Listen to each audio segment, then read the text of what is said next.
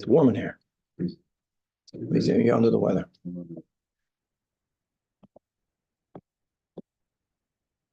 The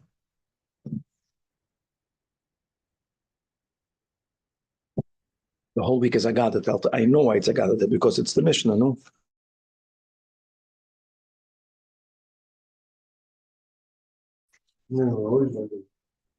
Yeah, but I'm saying the Mishnah is not the Peah.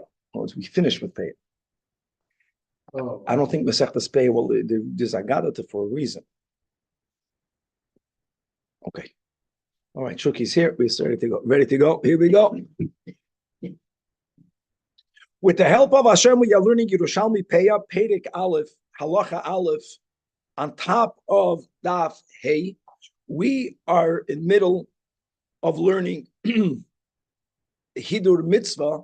We got into Hidur Mitzvah Behemshech, that when the Gemara said that there is a limit, there is an upper limit to Gemilas Chasadim B'Mamoinoi, and Lahoid, as we'll have Oisius, that we have Gemilas Chasadim B'Gufoi, and we have. And the Frierdiker Rebbe said there's also something called Gemilas Chasadim B'Nafshoi.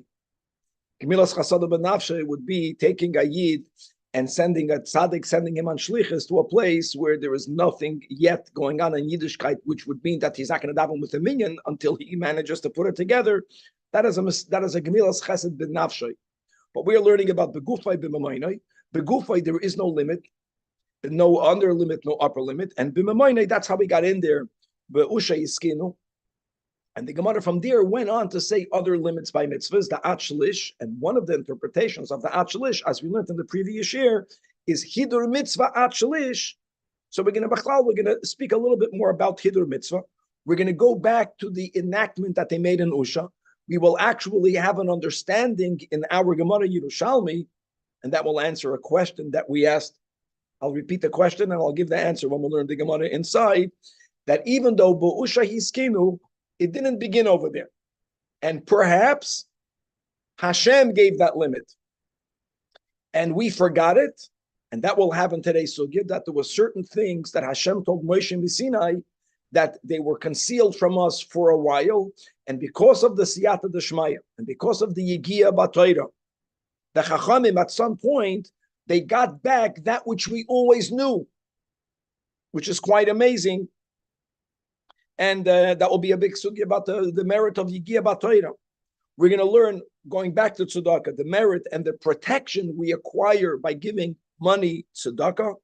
The Chazal, that tzedakah ugmilas chasadim shkula keneget kol mitzvah shal Torah, either tzedakah or gemilas chasadim. Tzedakah in this context means money tzedakah. Gemilas chasadim means lending money, or doing kindness. Begufay, as we learned, b'karcholim, achnas askala, halvay sames, etc. We're going to go back to the fifth item. The fifth one is Talmud Torah. So there's going to be a discussion in our Gemara about the extent of the obligation to study Torah. And God willing, we'll still have time today on Daf Hey Amud Beis to go on to the next section of the Mishnah. But the keren kayemes la'olam haba. People know this by heart. Just to repeat, that what we say by heart is a Mishnah and a Braisa. That's why our Mishnah was much shorter. There are many add-ons that we dafka add after Birchas HaTorah, but the first one that we mentioned, Sayin the Mishnah, Sayin what we have in the Siddur, is Kibud Ava'im. So we're going to start the topic of Kibud Ava'im. We're going to have the Gemara Yerushalmi's version of the story of Dama ben Esina. We're not going to have the time yet of the Paraduma. We'll leave that, God willing, for tomorrow. But like a pre-story story, the Gemara is going to relate many Ad Hechen Kibud Ava'im, and we're going to speak a lot about the greatness of Dama ben Esina, the way he honored, the way he fulfilled the mitzvah of Kibud Ava'im, and a lot more. Without any further ado, Daf Hey Amud Aleph, all the way on top of the Amud.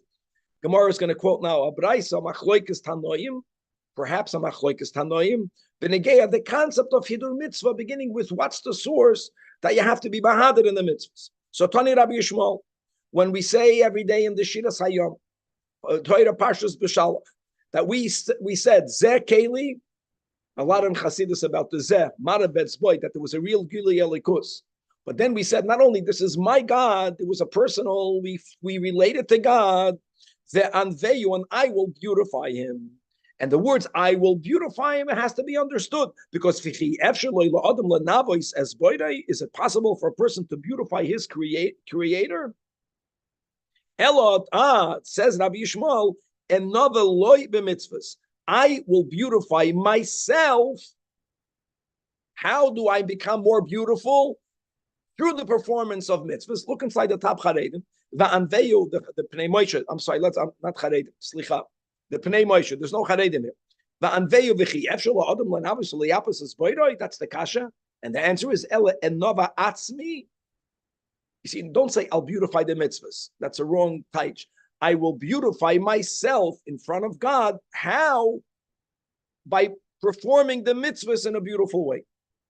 And what I think what's extremely important, speak out a topic. There's a sikh on this. There's a babli. We don't have enough time for all of it. The nekuda is hidur mitzvah a din on the gavra or is it a din on the chetza? That's the nigla topic. In other words, is it that I want to, like mamish, what the words of the Pnei Moshe, I want to beautify myself or I want to express my love to God? How do I do it? By being mahadir b'mitzvahs? Or does the mitzvah itself have to become more beautiful? Is it a din in the mitzvah? Lamay nafkemina. That's a sikha, not in the Bavli. When people, for example, when they add the silver kesed on their talus, when a person makes a beautiful mezuzah case, the mitzvah is the parchment. The mitzvah is the talus and the tzitzis. What you're doing is you're not making the mitzvah itself more beautiful. Is that hidur mitzvah? So that's exactly what the Pnei Moshe is trying to allude to, that his understanding of Rabbi Yishmael is that it's a din on the gavra. Make yourself beautiful. In other words, I don't need for the hidur mitzvah isn't only that I'm buying a more expensive parchment. That for sure is hidur mitzvah. You only spend at shlish, the way we learned at the end of last year.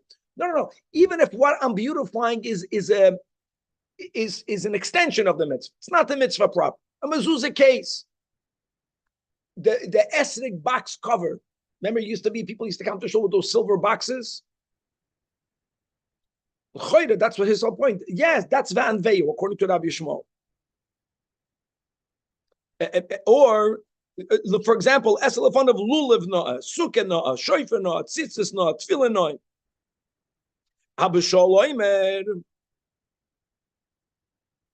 Abishol says, Adam Eloi, that anveyu, not miloshin, beautiful, anveyu is miloshin anivahu. And anivahu means that I will become similar to the Eibishter. And as the Pnei Moshe connects Abishol's understanding of the anveyu to him. Anivahu, which is one of the Shemus HaKadoshim of the Eibishter, really. Adam Eloi, meaning mahu chanun verachum af atehi chanun verachum. Now, I want you to know that there's a whole discussion. There's a question amongst Achreinim whether Abishol is arguing with Rabbi Yishmael. It's very important, or whether this is another way of being mahadir b'mitzvahs. Because let's take Abishol and let's build on it. Let's go to our Gavra and Chefza. If hidur mitzvah isn't only that the mitzvah should be more beautiful, but it's that when I fulfill the mitzvah, I beautify myself. When I perform the mitzvah by making it more beautiful, but it doesn't have to be related to the mitzvah. But if it's on me, think about it. When do I look more beautiful?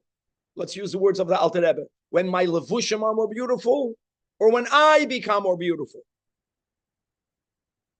So the mitzvah is levushim, but midos is me. In other words, you want to look beautiful. Taka means beautiful. You want to look beautiful. What do you think? Putting on a nice garment will make you look beautiful. Maybe ask your wife what's considered. I have to become more beautiful. Oh, Botox. Oh, in other words, I have to be rachum. I have to be chanun. Much harder. It's much harder for me to become more beautiful. Okay, the kid said that's the source of hidur mitzvah, and on that was the whole hemshah. Just to repeat that hidur mitzvah achlish. No, is there a limit? There is a limit. There is a limit. I want to have a more beautiful lulav. Let's speak about the mitzvah itself. Fine. So if the lulav costs $100 and I have a lulav that costs a shlish more, the shlish l'chayda means 130 or it means 150. I don't know, like when we have by the chaimish. Milagav, milabad, I don't know. So then the vart is, yeah, but what happens if I have an option of 100 or 200? So then shlish. And l'chu'ura, why shlish? Why not all the way? L'chu'ura, same concept. Because don't fulfill the mitzvahs in a way that you're going to become a needy person financially. There is a limit. As much as people think there's no limit, normally the way it works is that the spender thinks there's no limit. And the guy that's earning the money is saying there's a limit. I'm sorry, guys. All right. Everyone is having a smile it's a painful smile. Let's go back.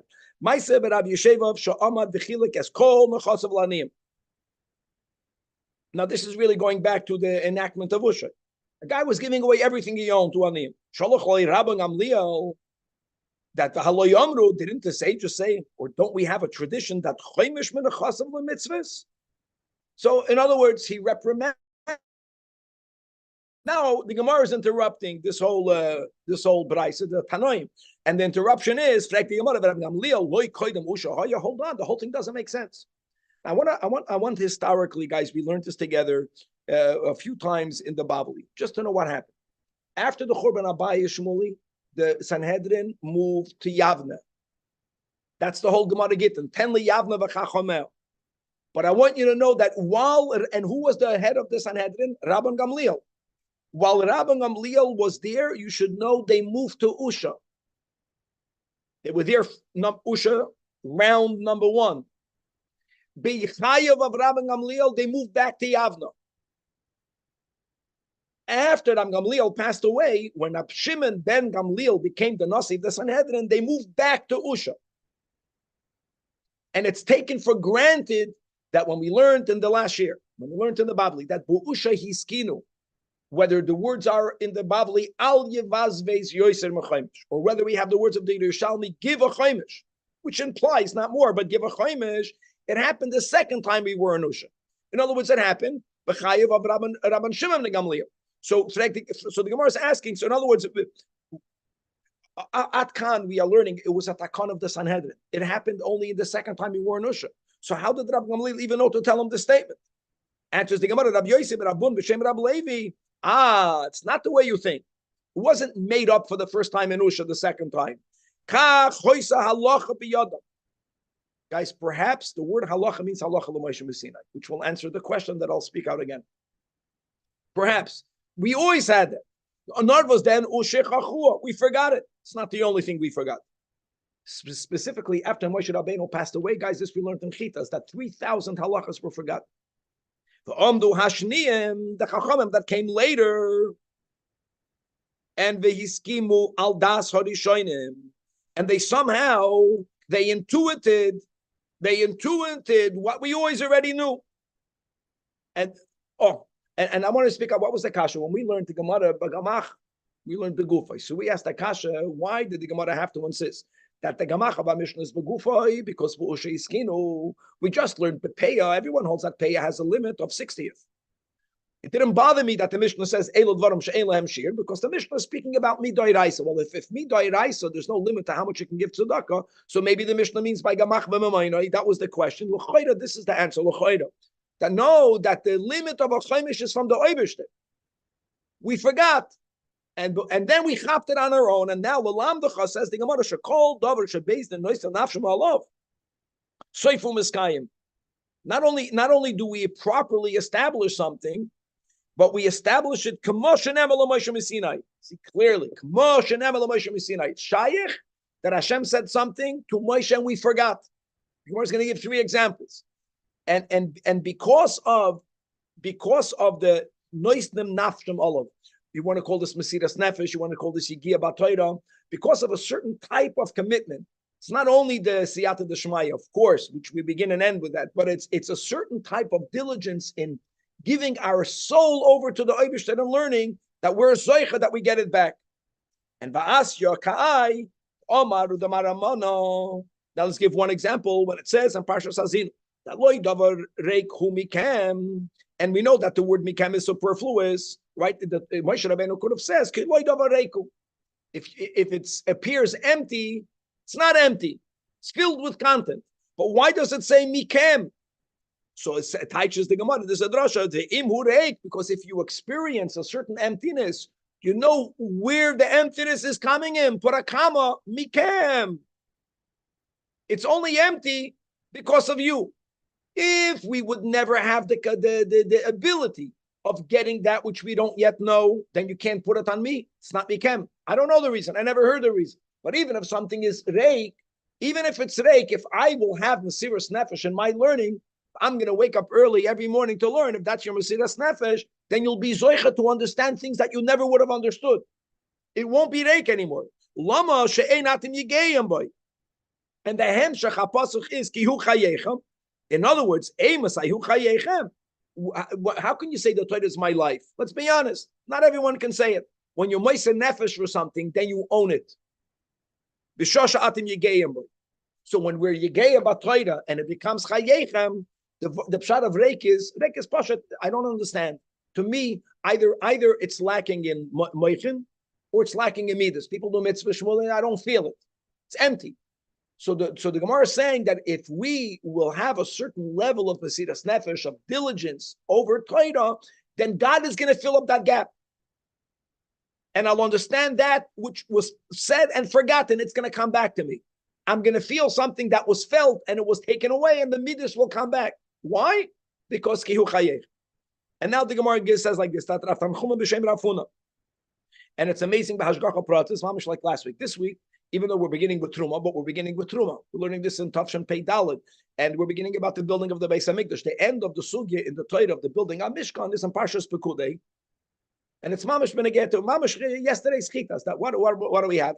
After Vasili Migdash, yesterday's chitas. What was the first thing that God commanded us to build? What's written in the Torah? Moshe Rabbeinu went ahead and he said the furniture, the holy furniture. When B'Tzalel actually began to put together the Mishkan, what did he put together first? The building itself. I know the building was made out of the Yeriyos, but he put together the building. And when it says in Parshas Pekudei, B'Tzalel ben Uri ben Hur Lamata Yehuda Asa, he did Eis Kol Ashetziva Hashem es Moshe. That's the pasuk. Think about it. B'Tzalel did that which God commanded Moshe. Let me ask you a question, Shmuley. Who did B'Tzalel get the commandment from? From Moshe. It should have says that B'Tzalel did what Moshe told him. It doesn't say that.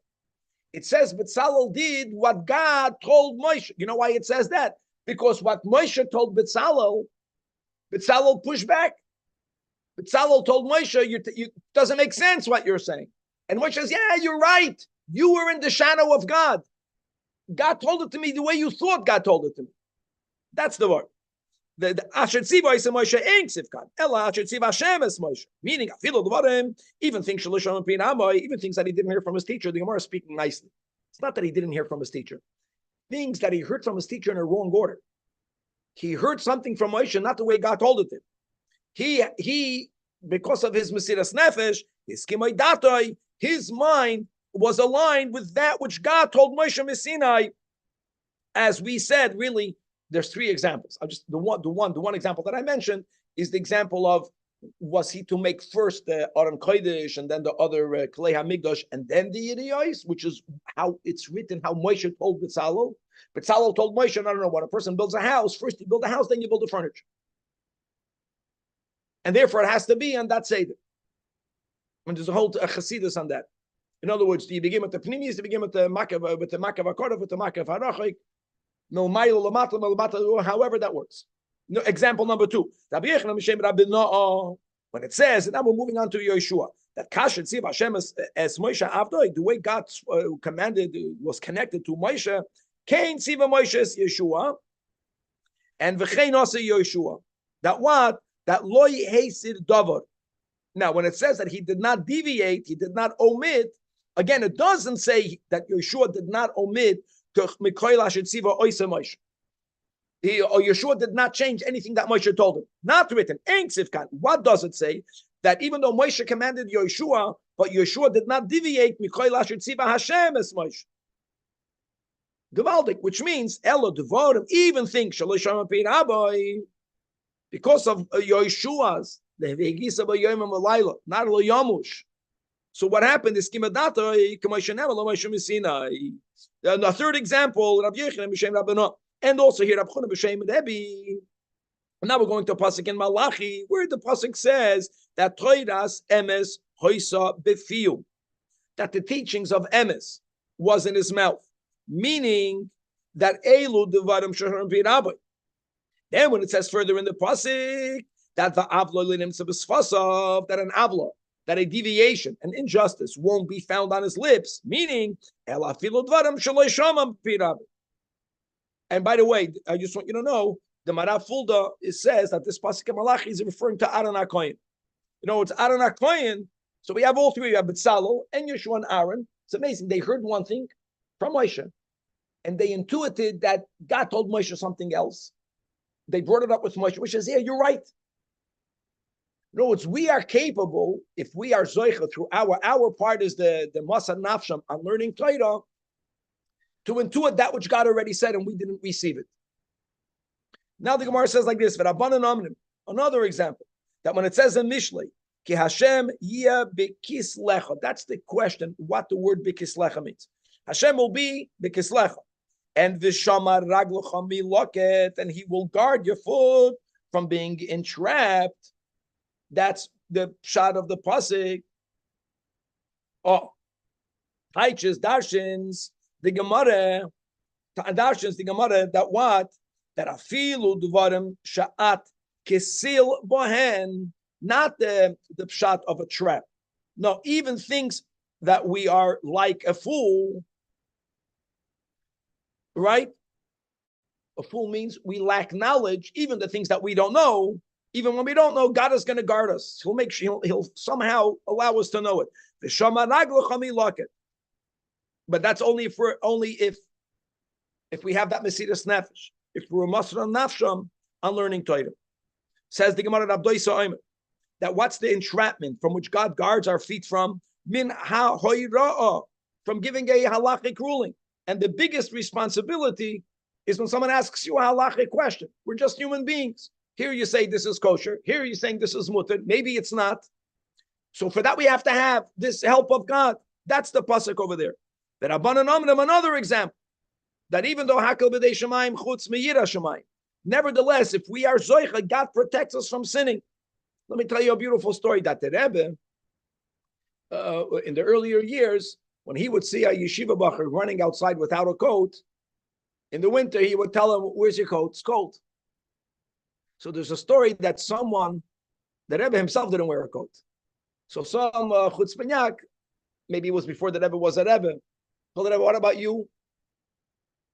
So the Rebbe responded, "Mir hitman, they're watching over me." Someone told me that person later, for a while, went off the derech. And when the Rebbe was telling a person to put on a coat to keep warm, there was a ruchnius that keeping warm. Keeping warm means don't lose your warmth of Yiddishkeit. And the Rebbe was saying, yeah, I'm protected. He was moed. In other words, that tzaddik is protected. Tzaddik at some point doesn't have the nefesh of Bahamas. There's no worry.